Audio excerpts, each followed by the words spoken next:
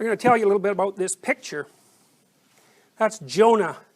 I don't know how many of you know the story of Jonah, but the story basically goes like this. It's an Old Testament story.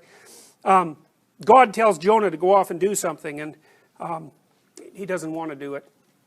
So, because, you know, at least as far as the Old Testament is concerned, God's always telling people to do horrible and miserable things that are difficult, and so avoiding it is the logical thing to do.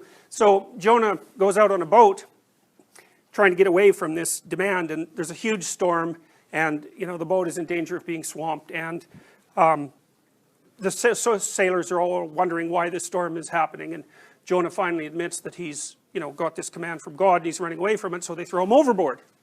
And then the sea's calm, and anyways, Jonah ends up inside this whale, and then later, 3 days later, as it happens, it spits him up back on shore. Now, you might think, why the hell are you telling us this story? But I can give you a hint about why I'm telling you this story. Remember the last time that you broke through the thin ice that you're skating on all the time? You know, everybody knows what that means, right?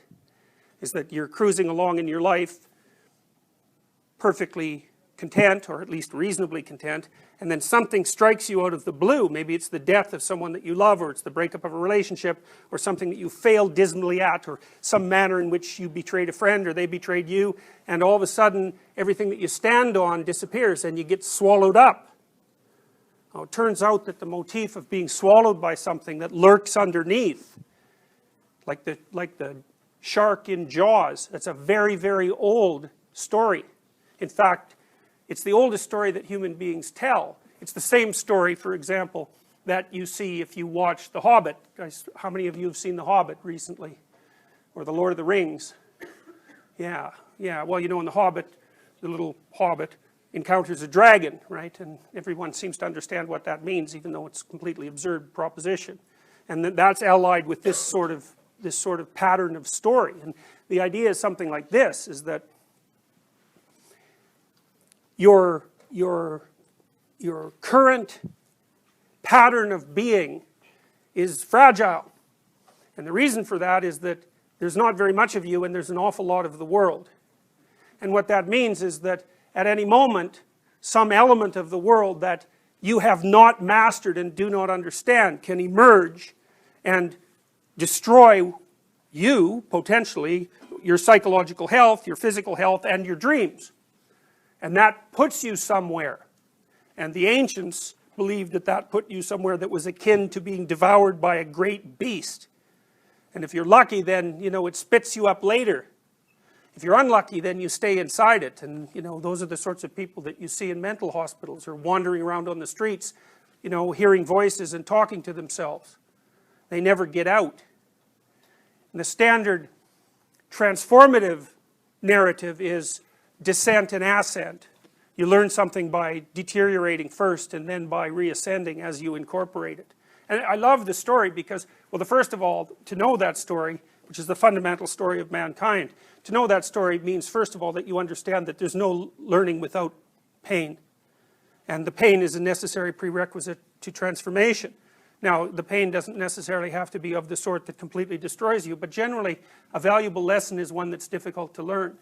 But that also means something very interesting about the human psyche, because, and this is something to really think about too, you know, because you might say, are you who you are? Or are you who you could be? Or are you the thing that changes from who you are to what you could be? And which of those things you identify with makes a huge difference to your life. So, for example, if you are who you are, then you can't talk to someone who doesn't agree with you. You can't listen to them, because they may tell you something that you don't already know, and that'll change you. And if you are who you are, and that's the right way to be, then you don't want to be changed. And if you are who you're going to be in the future, then if any circumstance comes along to destabilize the environment so that that future becomes unlikely, then you're in the same boat. Things are going to fall apart around you. But if you're the thing that can change when change is necessary, well, then you don't have to be who you are or who you could be. You can be the thing that changes, and then when new things come along, regardless of how they're presented to you, well then you can welcome them even though they're going to destabilize you, in the hope that what comes out the other side will be an improved version of you.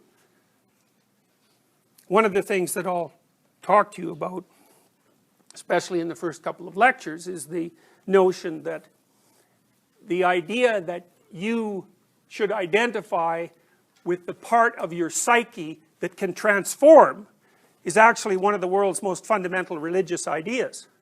And the reason I'm discussing religious ideas with you in part is, well, it's partly because when we deal with some of the more profound thinkers in the early part of the course, in the part that deals with psychoanalysis, like Jung, for example, I mean, Jung's depth psychology goes down deep enough into the psyche so that the appropriate language to describe the phenomena that he is dealing with is always religious language. So Jung sort of conceptualized religious language, religious symbols, as part of the grammatical structure of the psyche.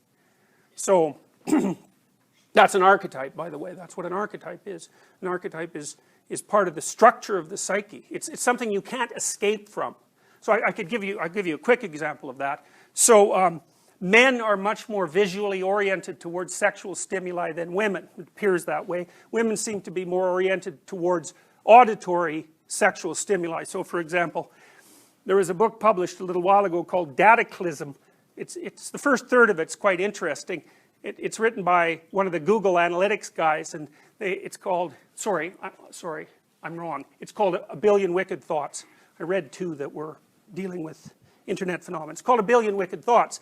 And the authors were analyzing pornography usage on the web.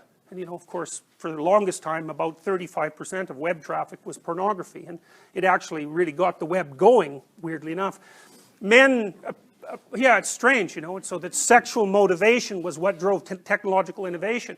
It's interesting, even now, you know, one of the things that's driving computer chip technology is the necessity for making more and more accurate CGI movies.